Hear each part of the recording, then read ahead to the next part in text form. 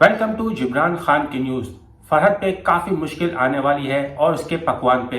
पकवान में कौन शख्स है जो मिला हुआ है, जो खाने का टेस्ट खराब हुआ जा रहा है बार बार। एक कस्टमर आता है खाना खाने के लिए पकवान सेंटर में, लेकिन खाने का टेस्ट वही खराब होता है। खाने का टेस्ट खराब करने में कौन मुलव्वस है? इसमें कहीं शाहजैन का हाथ तो नहीं? शाहजैन हो सकता है कि जो खाना बनाता है उसको थोड़े बहुत पैसे देके उसका टेस्ट खराब कर दे ताकि पकवान का नाम बदनाम हो। और यही वजह होती है कि बहुत बड़ी लड़ाई होती है पकवान सेंटर के अंदर, जहां हाथापाई तक बात पहुंच जाती है कस्टमर की और फरहद की। फरहद कस्टमर को ये बात बोलता है, अगर आपको खाना पसंद नहीं आया है तो मैं आपको पैसे रिटर्न कर देता हूं। लेकिन कस्टमर ये बोलता है कि नहीं, मैं पूरे इलाके में आपका नाम बदनाम करूंगा, आप लोग खाना अच्छा नहीं बनाते।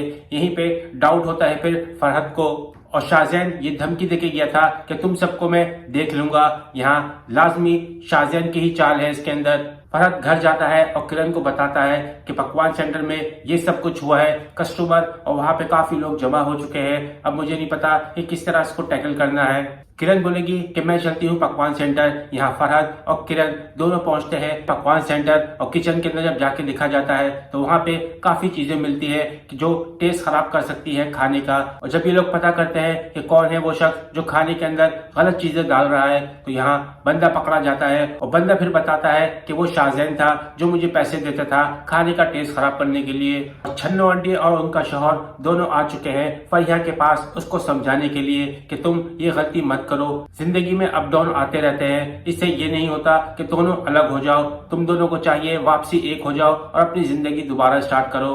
आगा साहब जाते हैं फरहद के पास और उसको समझाते हैं, एक बार तुम दोबारा से कोशिश करो फरिया से बात करने के लिए, हो सकता है मामला दोबारा सेट हो जाए।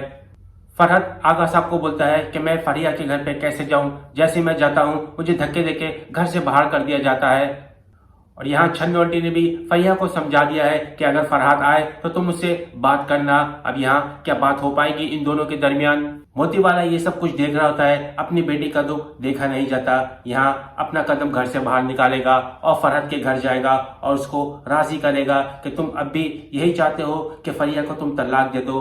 पहले मैं खुद ये रिश्ते से राजी नहीं था, तुम दोनों को मैंने अलग किया था, लेकिन मैं चाहता हूँ तुम दोनों एक बार फिर से मिलजुल के रहो। लेकिन यहाँ फरहद कैसे बोल सकता है क्योंकि माँ पीछे खड़ी है। लेकिन यहाँ फरहद की माँ खुद बोलेगी कि मैं अपनी बहू को एक्सेप्ट करती हूँ, मुझसे काफी बड़ी गलती हो गई थी, मैंने उसको अपने घर में जगह नहीं दी। जो जिंदगी मैंने गुजारी है वो मैं अपनी बहू के साथ नहीं कर सकती, मैं उसको एक्सेप्ट करती हूँ। यहाँ फरहद ये सुन के काफी खुश हो जाता है। यहाँ नाराज होके सकलैन भाई की वाइफ जा रही है घर छोड़ के, लेकिन सकलैन भाई ने भी ये साफ बोल दिया है कि तुम भले घर छोड़ के चले जाओ, मैं अपने माँ बाप को अब नहीं छोड़ सकता।